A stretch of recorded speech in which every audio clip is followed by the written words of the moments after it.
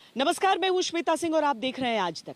कश्मीर एक ऐसा राज्य जिसके साथ बाकी चीजों से पहले समस्या शब्द को जोड़ दिया जाता है।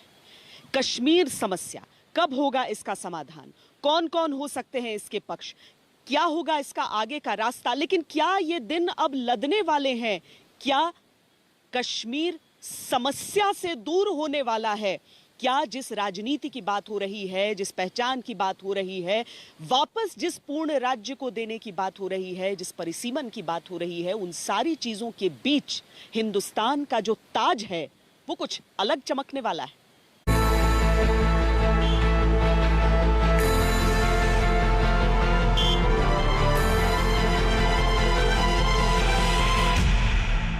दिल्ली ने कहा दिल से दूरी मिटनी चाहिए।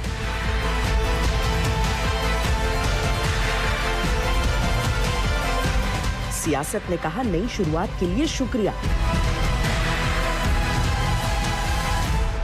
जम्मू कश्मीर में इलेक्शन हो, डीलिमिटेशन की प्रक्रिया को तेजी से पूरा करना होगा ताकि हर क्षेत्र, हर वर्ग को पर्याप्त राजनीतिक प्रतिनिधित्व विधानसभा में प्राप्त हो सके। जम्मू से आई आवाज उम्मीदें जिंदाबाद। उम्मीद तो है कि अब जब पीएम एश्योर करते हैं तो कुछ ना कुछ तो होता ही है इंडिया में हलचल, तो होना चाहिए बिल्कुल डेफिनेटली।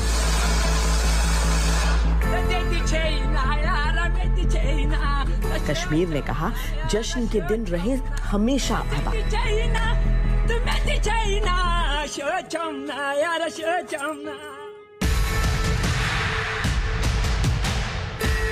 देश दम साध कर एक बिखरे और लगातार बिखरते जा रहे राज्य को एक सूत्र में धीरे धीरे बंधते हुए देख रहा है। वो जो एक वादा हर हिंदुस्तानी खुद से बार बार करता था कि हिंदुस्तान का अभिन्न अंग है कश्मीर, उस वादे पर यकीन और बढ़ता जा रहा है। नई शुरुआत दिल्ली में एक बार फिर से हुई है।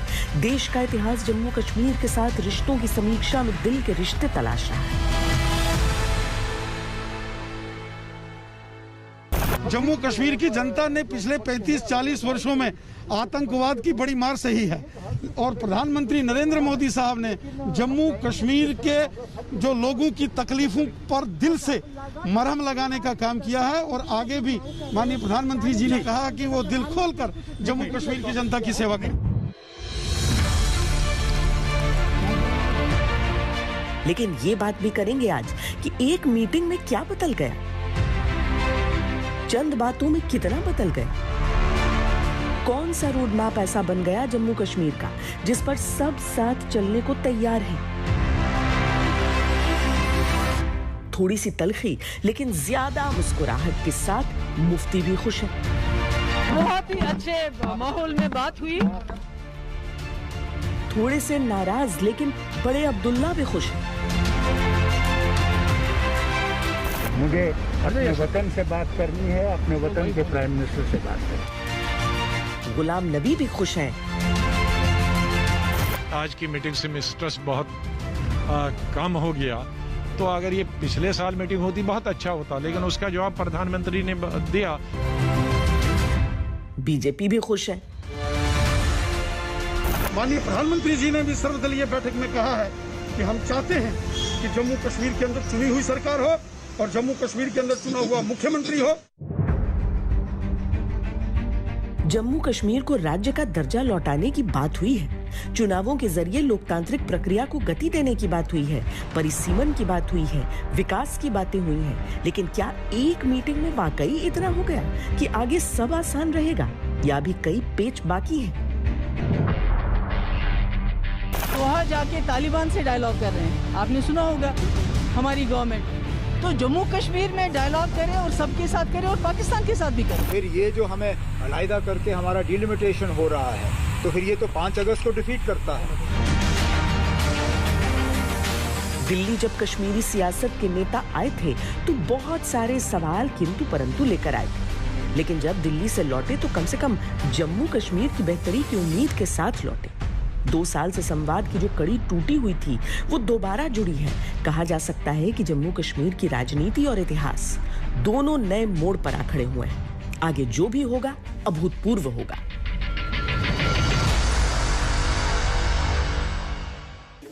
बिल को पायलट तो मैं कर रहा हूं, लेकर मैं आया हूं। मंशा मैंने स्पष्ट कही है, कहीं पर भी नहीं लिखा है कि स्टेटहुड इससे नहीं मिलेगा। आप कहां से ड्रॉ करते हो? आपकी मन की आशंकाओं को जम्मू कश्मीर की जनता पर क्यों थोप रहे हो? मैंने इसी सदन में कहा है और फिर से कहता हूं कि इस बिल का जम्मू कश्मीर के स्टेटहुड से कोई लेन देन नहीं है। उपयुक्त समय पर जम्मू कश्मीर को स्टेटहुड दिया जाएगा। एक भ्रम सा बनाया गया था अनुच्छेद 370 को लेकर, और आज भी तस्वीर बहुत ज्यादा साफ स्पष्ट नहीं है कि 370 को लेकर लोग कितने भावुक हैं, राजनीति कितनी भावुक है। लेकिन इन सारी चीजों के बीच अगर कुछ ऐसी पार्टियां हैं जो आज भी 370 की रट लगाती हैं, तो इस हिसाब से भी हम आपको पूरी तस्वीर समझाते हैं। जिस अनकॉन्स्टिट्यूशनल और इलीगल और इमोरल तरीके से 370 को हटाया गया, ये जम्मू कश्मीर के लोगों को कबूल नहीं है। जिस तरह से बीजेपी ने 70 साल स्ट्रगल किया 370 को हटाने के लिए, जो इलीगली हटाया गया, अनकॉन्स्टिट्यूशनली हटाया गया। 370 की ये रट तब भी थी जब प्रधानमंत्री से मीटिंग के बाद महबूबा बाहर निकली। जब वो मीटिंग के लिए प्रधानमंत्री से मिलने जा रही थी, ये रट तब भी उनकी जुबान पर थी। प्रधानमंत्री से बात करने आए ज्यादातर नेताओं की जुबान पर 370 की रट थी, जो बहुत कुछ इशारा करती है। पॉलिटिकल गोल जिंदा रखने की कोशिश है, वरना इस सेंटेंस का कोई महत्व नहीं है जम्मू कश्मीर की राजनीति में। और आज हम को संतोष इस बात का होता है कि मोदी जी के नेतृत्व में धारा 370 समाप्त हुई है, 35A निरस्त हुआ है और अब कश्मीर भारत का अभिन्न अंग बना है। उमर 370 का नाम तो नहीं लेते, लेकिन हर बात घुमाकर वो तारीख जरूर ले आते हैं जिस तारीख को धारा 370 इतिहास बन गई थी। हम 5 अगस्त 2019 को नहीं मानते, तो उसमें रियासत का बंटवारा भी है। हम तो चाहते हैं कि जब सुप्रीम कोर्ट में ये बात आ जाए तो उसमें रियासत के जो 2 हिस्से किए गए हैं उस पर भी हम अपना पक्ष जो है सुप्रीम कोर्ट के सामने रखेंगे।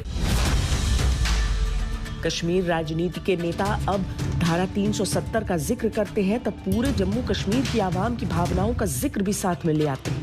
लेकिन क्या वाकई आवाम के लिए 370 मुद्दा है, या जिस रास्ते पर आज का कश्मीर बढ़ चला है वो उस रास्ते पर आगे बढ़ना चाहते हैं? उम्मीद तो पूरी है उनसे कि प्रोसेस अच्छा स्टार्ट होगा, इससे डेवलपमेंट होगी। डेवलपमेंट तो होनी चाहिए सर। बहुत बुरा हाल है जम्मू की सड़कों का, आप देखो बहुत बुरा हाल है हर जगह, मतलब इतना कोई डेवलपमेंट का असर ही नहीं है, बहुत बुरा हाल है। अनंतनाग आतंकवाद से प्रभावित इलाकों में प्रमुख है, लेकिन जब वहां का एक ऑटो चलाने वाला नौजवान दिल्ली से दिल की दूरी कम होने की बात से ही जश्न में डूबा हो, तब ये सवाल मन में आना लाजमी है कि 370 की अहमियत कितनी बची है।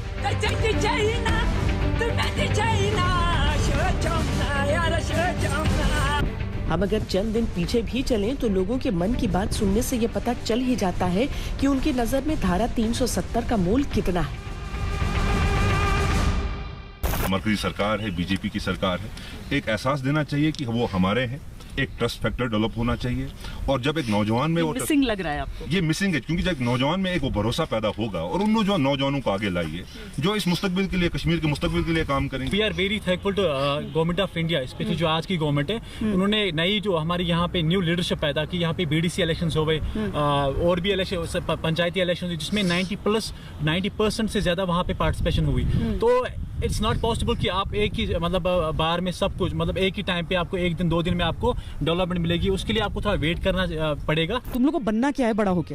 बड़े होके क्या बनना है? मेरे को टीचर बनना है। क्या बनना? Doctor, teacher. कश्मीर की जो सोच है वो श्रीनगर या दक्षिण कश्मीर तक केंद्रित नहीं है। अगर आप बाहर निकलेंगे तो जम्मू कश्मीर के संपूर्ण इलाके की सोच आपको धीरे धीरे पता चलेगी। अभी स्कूल में पढ़ते हैं, लेकिन भारत का भविष्य तय करना चाहते हैं। आपको उम्मीद है कि और बेहतर थोड़ा होगा, आगे से जो गया था उस काल से आने वाला काल ठीक होगा हमारा। क्या डेवलपमेंट आपको चाहिए इस क्षेत्र में? क्या लग रहा है? तो आपको पता ही है यहाँ के हालात कैसे हैं, कैसा माहौल है। तो 370 से पहले भी ऐसा ही था जब खत्म नहीं हुआ था, लेकिन अभी भी वैसा ही, ज्यादा चेंजिंग नहीं हुई है। डेवलपमेंट अभी पूरी तरह से शुरू हुआ है या उसका इंतजार है? नहीं, अभी इंतजार है उसका जी, उसका इंतजार है हमें। किस तरह की चीजें चाहेंगे आप? जी हमारी तो एक तो हमारी जो नौकरियां वगैरह थी J&K की, J&K का बंदा होना चाहिए, क्वालिफाइड हैं हमारे लड़के, तो उनको हक मिलना चाहिए। ये हमारी कोशिश रहेगी और उम्मीद भी रखेंगे कि हक वाले को हक मिलना चाहिए, उसका हक छीना ना जाए। आप लोगों को ये डर नहीं लग रहा है कि कश्मीरियत खत्म हो जाएगी, जो लोग कह रहे हैं श्रीनगर में बैठ के? नहीं सर, नहीं, वो बात नहीं होना चाहिए, ऐसा नहीं है। ये कुछ बात की जाती है जिसके लिए सब लोग, बड़े लोग की बड़ी बात होती है, छोटे लोगों की छोटी बात होती है। ये बात हम कश्मीर का कोई मसला नहीं है, इसमें छोटे लोग वजीर आजम है वो पूरा हिंदुस्तान का है। जैसा एक कश्मीर के बारे में सोच रहा है वैसा ही वो पूरे हिंदुस्तान के बारे में सोचेगा।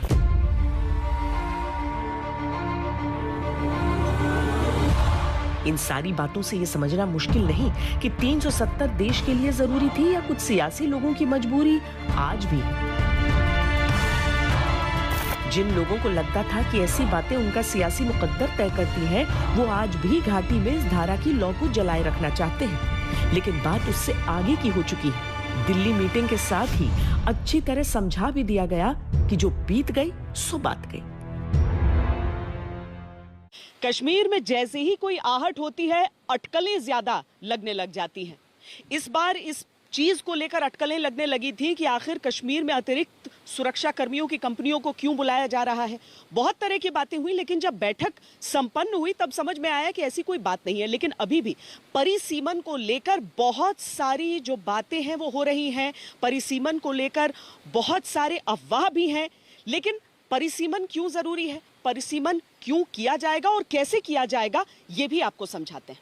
ये डिलिमिटेशन के बाद हम इलेक्शन भी कराएंगे और स्टेटहुड भी देंगे। मुझे लगता है कि जल्द ही ये डिलिमिटेशन का जो 2-4 महीने के अंदर होकर उसके बाद इलेक्शन होंगे। जम्मू कश्मीर में इलेक्शन हो, इलेक्शन के बारे में उन्हें काम करेंगे। दिल्ली मीटिंग से कई बातें निकली, लेकिन सबका सार एक निकला। जम्मू कश्मीर का लोकतांत्रिक रूप से विकास, लोकतांत्रिक व्यवस्था के लिए चुनाव, चुनाव के बाद पूर्ण राज्य के दर्जे पर विचार, लेकिन चुनावों से पहले परिसीमन। जम्मू कश्मीर में लोकतांत्रिक प्रक्रिया से जुड़े अगले महत्वपूर्ण कदम यानी विधानसभा चुनाव की तरफ हमें मिलकर जाना है। इसके लिए डीलिमिटेशन की प्रक्रिया को तेजी से पूरा करना होगा ताकि हर क्षेत्र, हर वर्ग को पर्याप्त राजनीतिक प्रतिनिधित्व विधानसभा में प्राप्त हो सके।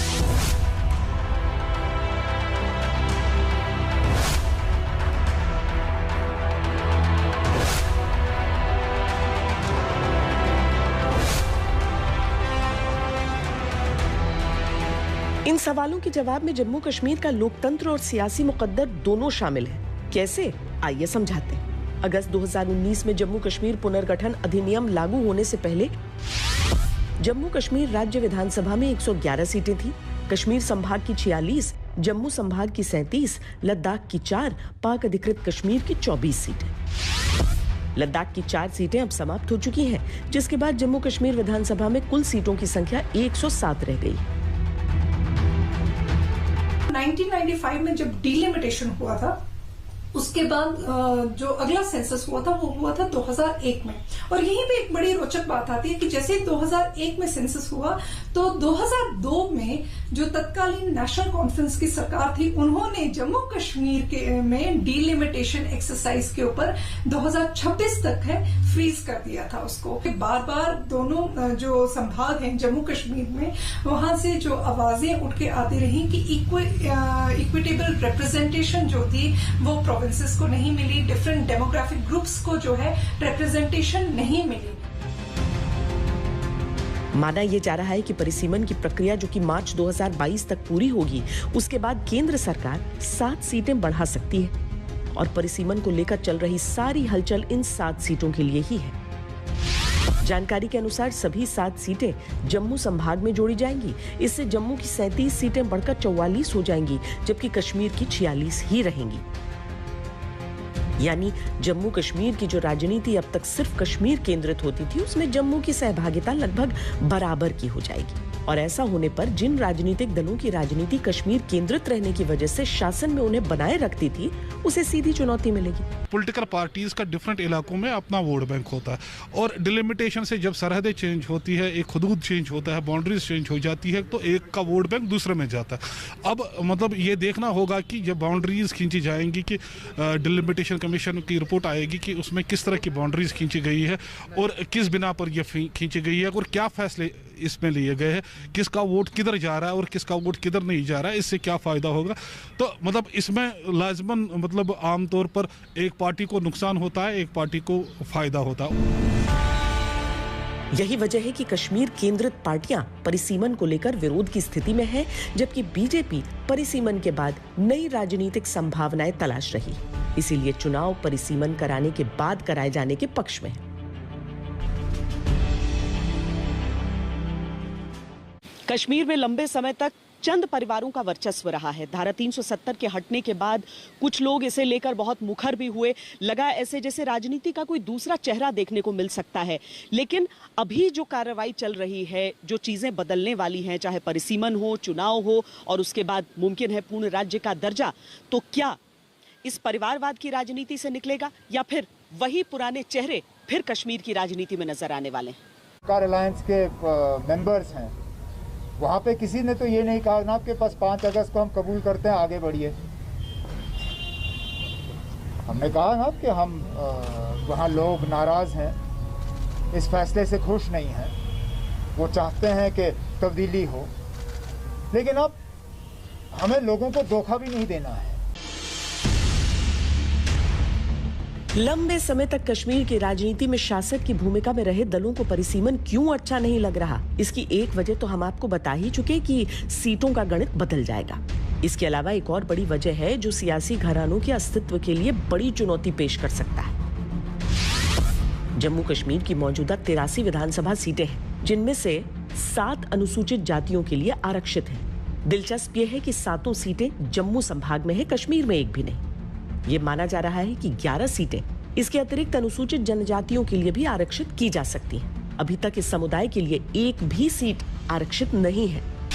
दूसरी तरफ राजौरी, पुंछ, बनिहाल, कुलगाम, बारामूला, शोपियां, कुपवाड़ा और गांदरबल में अनुसूचित जनजाति की संख्या तो बहुत है, लेकिन सियासी सहभागिता बिल्कुल भी नहीं। अब वो सूरत परिसीमन के बाद बदल सकती है।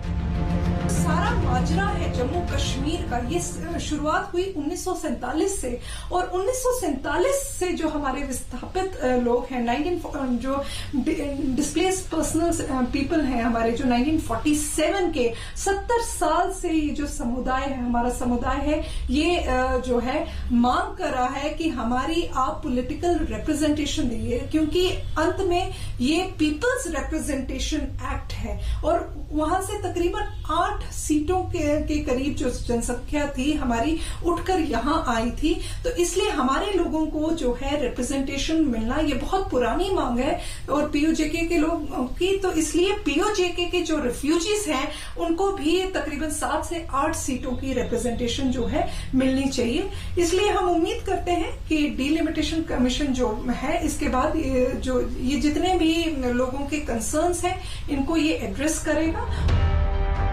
परिसीमन लोकतंत्र की मूल भावना के हिसाब से राजनीति में कमजोर वर्ग की भागीदारी के रास्ते खोलेगा तो पुराने समीकरणों पर असर पड़ेगा। जमी जमाई कुछ परिवारों की राजनीति के सामने नए लोग नेतृत्व में दावेदारी ठोकेंगे। जम्मू कश्मीर में नई राजनीति का उदय होगा। वक्त हो चला एक छोटे से ब्रेक का। ब्रेक के बाद आपको दिखाएंगे कि पाकिस्तान क्यों आ जाता है जब चर्चा कश्मीर की चलती है। देखते रहिए आज तक। पाकिस्तान की हकीकत से अब सब वाकिफ हैं। पूरी दुनिया जानती है कि पाकिस्तान एक आतंकी देश है। कश्मीर के लोग समझ चुके हैं पाकिस्तान की असलियत क्या है, लेकिन चंद नेता हैं जो पाकिस्तान का नाम ले आते हैं। पाकिस्तान से बात क्यों नहीं कर रहे हैं? इंडिया पाकिस्तान बात होनी चाहिए। मैं तो बार बार कहती हूँ बातचीत का सिलसिला शुरू करना चाहिए, चाहे यहाँ बातचीत करनी हो चाहे पाकिस्तान के साथ। अगर जम्मू कश्मीर के लोगों को सुकून मिलता है, आराम मिलता है, उसके लिए अगर आपको पाकिस्तान से फिर बात करनी चाहिए। जिस पाकिस्तान में महबूबा मुफ्ती कश्मीरी लोगों के दिल का सुकून तलाश रही हैं, वो पाकिस्तान कश्मीरियों के लिए अब कोई मायने रखता ही नहीं। ये आपस की बात है हमारे, इसमें पाकिस्तान अगर साइड में ही रहेगा तो ठीक है, क्योंकि ये बात स्टेट की है, ना आज़ादी की है ना पाकिस्तान की बात है, ये खाली स्टेट की। हम चाहते हैं हमको स्टेट वापस देंगे ताकि हम कल उमर साहब महबूबा जी फार्म भर सकते, मंडेट के लिए इलेक्शन हो जाए। एक तरफ पीएम मोदी दिल्ली से कश्मीर और दिल की दूरी मिटाना चाहते हैं, दूसरी तरफ महबूबा मुफ्ती पाकिस्तान से प्रेम का राग अलाप रही है। वो पाकिस्तान जिसने जन्नत को जहन्नुम बनाने में कोई कसर नहीं छोड़ी। आप चाइना के साथ बात कर रहे हैं जहां लोगों का कोई इन्वॉल्वमेंट नहीं है। जम्मू कश्मीर में लोगों का इन्वॉल्वमेंट है। मैंने उनको कॉम्प्लीमेंट किया, आपने पाकिस्तान से बात की, सीज फायर कराया, बहुत अच्छी बात है। इन्फिल्ट्रेशन कम हुई, बहुत अच्छी बात है। जो ट्रेड हमारा रुक गया है उसको चालू करने के लिए भी पाकिस्तान के साथ बात करनी चाहिए। ऐसा नहीं कि पाकिस्तान के लिए महबूबा का दिल पहली बार धड़का हो, ऐसा नहीं कि कश्मीर की शांति के लिए महबूबा ने पहली बार पाकिस्तान से बातचीत की वकालत की हो। वो अक्सर इस्लामाबाद और इमरान की जुबान बोलती रही हैं। मोदी बता रहे हैं कि जो न्यूक्लियर बम है हमने दिवाली के लिए नहीं रखे हैं, तो इस पे आप बता सकते हैं कुछ? वहाँ भी जो पाकिस्तान के पास होंगे वो भी ईद के लिए नहीं रखे होंगे, ये हिसाब बराबर होता है। जो ये अगले 4 दिन बंद पड़े हैं, बालाकोट किया, उन्होंने वापसी का हमला किया, ये तो चलता रहता है आपस में। लेकिन इमरान खान वहां पर प्राइम मिनिस्टर जैसे ही बनने वाले होते हैं उससे पहले बोलते हैं कश्मीर पर हम बात करेंगे, टेरर पर बात करने के लिए एक बार भी तैयार नहीं होते हैं। इमरान खान को किसने इलेक्ट किया, कैसे इलेक्ट किया है? Why should we demean him, why should we belittle him? After all उसको जी हम कहते हैं उसको आर्मी ने बनाया, तो क्या हमने जनरल मुशर्रफ जो आर्मी के हेड थे क्या उनसे हमने बातचीत नहीं की? अगर हम वाकई जम्मू कश्मीर के लोगों को इस मुसीबत से निकालना चाहते हैं तो हमें पाकिस्तान के हर जो एक्शन है, अगर कोई अच्छा एक्शन होता है तो उसको जो अच्छा रिस्पॉन्स यहाँ से देना चाहिए। सवाल उठता है कि जब कश्मीर शांति के रास्ते पर तरक्की के बीज बो चुका है और तब उसमें लोकतंत्र की मजबूती की बात अगर होती है तो महबूबा का पाकिस्तान में इतना इंटरेस्ट है क्यों? देखिए, व्यापार हमने ही शुरू किया था और हम चाहते हैं बेहतर रिश्ते बने, इसमें कोई दो राय नहीं। लेकिन पाकिस्तान समझे तो, पाकिस्तान कायरता छोड़ दे, पाकिस्तान अपनी सोच को बदले। हम बेहतर रिश्ते के लिए हाथ हमने ही आगे बढ़ाया है, लेकिन पाकिस्तान के साथ अब जो हमारा रिश्ता है यही रिश्ता है कि जो पाकिस्तान के पास कश्मीर है उसको किस प्रकार से वापस लेना है। शांति और तरक्की की बातों के शुभ अवसर पर पाकिस्तान को बीच में लाना किसी की भी समझ से परे है, लेकिन जब कोई बात आदत में शुमार हो तो क्या करें? जब हमने खुद वाजपेयी जी के टाइम में बड़ी कामयाब तरीके से एक बातचीत की, मुशर्रफ के ज़माने में मुजफ्फराबाद रोड खुला, मुशर्रफ के ज़माने में रावलाकोट खुला, मुशर्रफ के ज़माने में सीज फायर हुआ, तो आज इमरान खान को बार बार ये बिलिटल करना कि आर्मी ने इसको चुना है इसलिए इससे बात नहीं हो सकती, मैं समझती हूँ गलत है।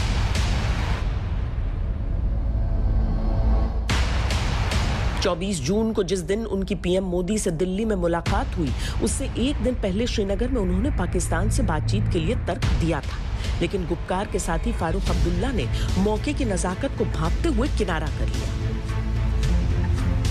पूरे खिते में तो इसके बगैर कोई चारा नहीं है। क्लियर कर दिया, नो कॉम्प्रोमाइज ऑन दैट। और डायलॉग की बात, हमसे डायलॉग कर रहे हैं, हम कहते हैं कि ये दोहा जाके तालिबान से डायलॉग कर रहे हैं, आपने सुना होगा हमारी गवर्नमेंट। तो जम्मू कश्मीर में डायलॉग करे और सबके साथ करे और पाकिस्तान के साथ भी करे रेजोल्यूशन के लिए। जहाँ तक इंडिविजुअल का सवाल है, वो एक पार्टी की लीडर हैं, वो पार्टी की बात करती हैं, उसमें मैं कुछ नहीं कह सकता, क्योंकि उनका एजेंडा अपना है, मेरा एजेंडा अपना है, दोनों पार्टीज हैं और कोई ऐसी बात नहीं है। लेकिन प्राइम मिनिस्टर के इस इनिशिएटिव को किस ढंग से देखते हैं आप? मैं देखता हूँ कि एक बहुत अच्छा कदम है। हमारे यहाँ कहते हैं देर आया दुरुस्त आए, बेटर लेट देन नेवर, और अच्छा कदम उठाया कि बातचीत करने से मसले हल करने की जरूरत है। कश्मीर में शांति के नाम पर महबूबा मुफ्ती बार बार पाकिस्तान को बीच में ला रही, लेकिन विदेश मंत्रालय ने भी अपना रुख स्पष्ट कर दिया। Regarding developments in Jammu and Kashmir, this is clearly an internal matter for India. As far as our bilateral relations with Pakistan are concerned, our stand is well known. We desire normal relations with all our neighbors, including Pakistan.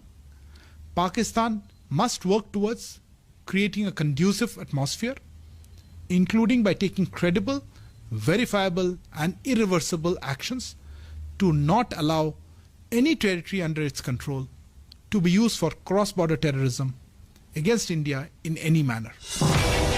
दरअसल ये समझना मुश्किल नहीं कि धारा 370 जरूरी से ज्यादा सियासी मजबूरी थी, दिल्ली के साथ डायलॉग में ब्लैकमेलिंग का एक मजबूत जरिया थी।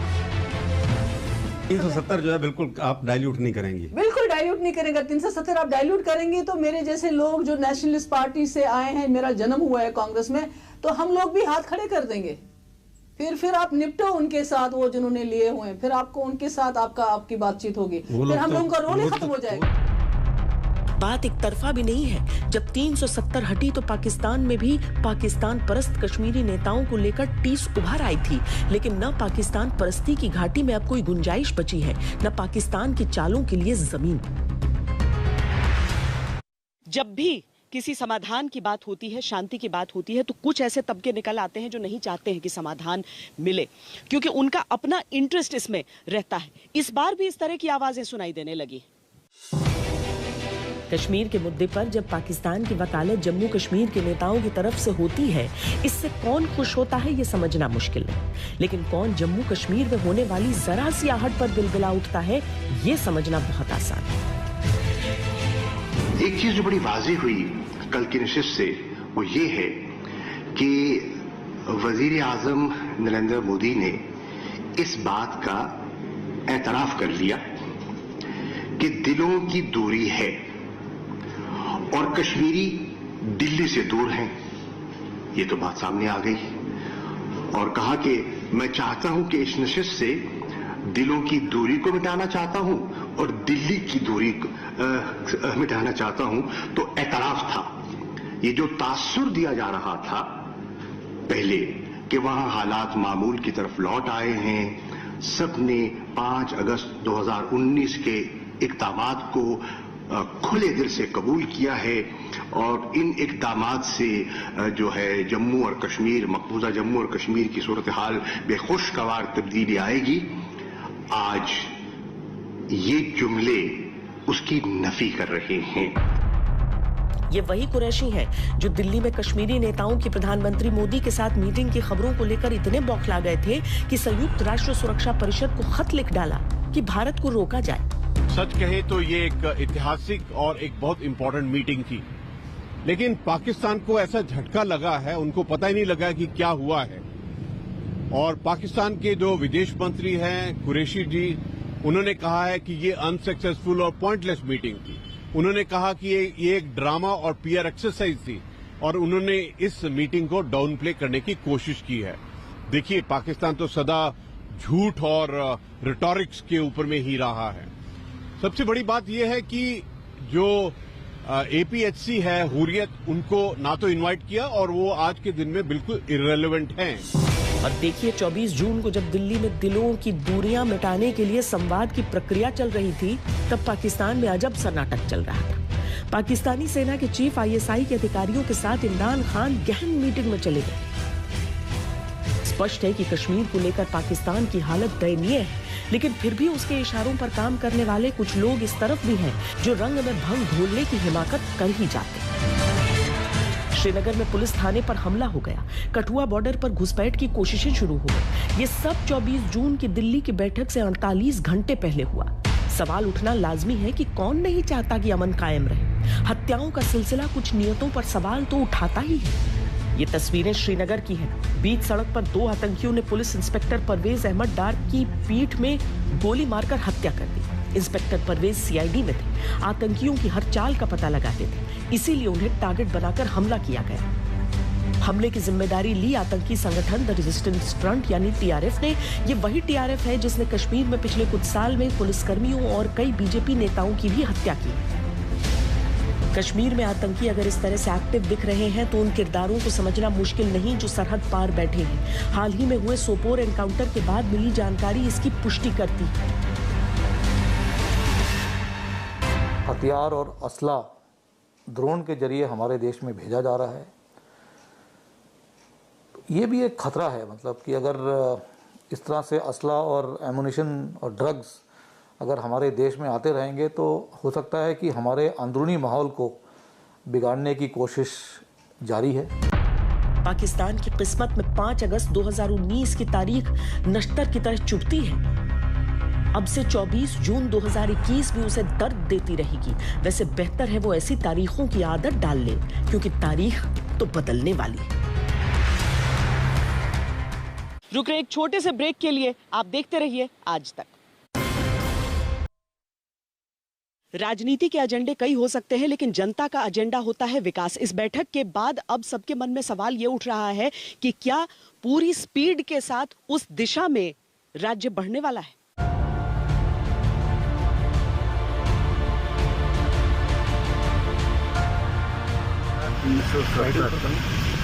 समाप्ति के बाद जम्मू कश्मीर में पूरी तरह शांति है, सौहार्द का वातावरण है। पंचायती राज मंत्रालय केंद्र सरकार ने एक बड़ी राशि पंचायतों के विकास के लिए वहां दी है।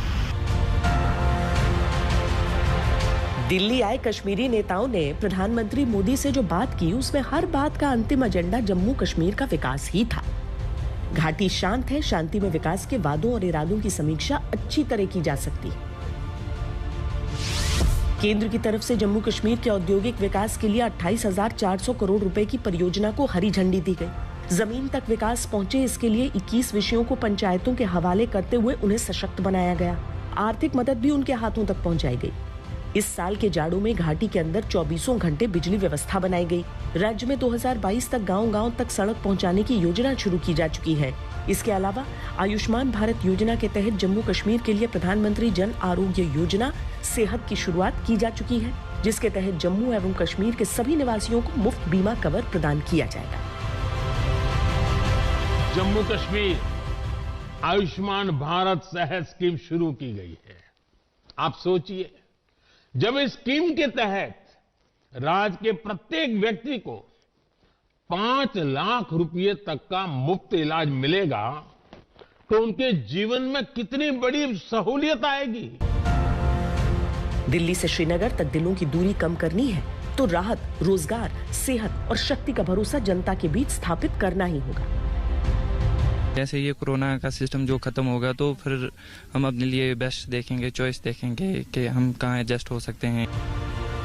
आने वाले सालों में सब ठीक रहा तो एक नया जम्मू कश्मीर देखने को मिल सकता है, और मिलना भी चाहिए। मेरी ज़मीं महबूब मेरी, तेरी नस नस में मेरा इश्क बहे, फीका न पड़े कभी रंग तेरा, जिस्मों से निकल के खून कहे। से गा रहे मैम पिछले 2 साल से गा रहे हैं हम।